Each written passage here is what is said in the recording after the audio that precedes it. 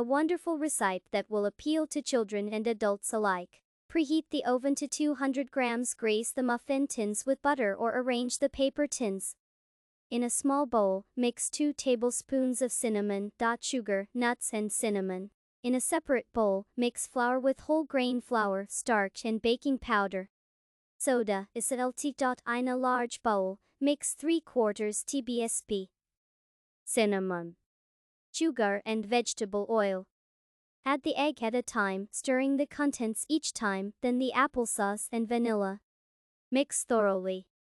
Then add the cooked flour and kefir in 2 steps. Mix everything slightly. Peel and slice the apple, not coarsely. Pour the dough into 2/3 molds. When baking, the dough will rise. The output is approximately 12 to 16.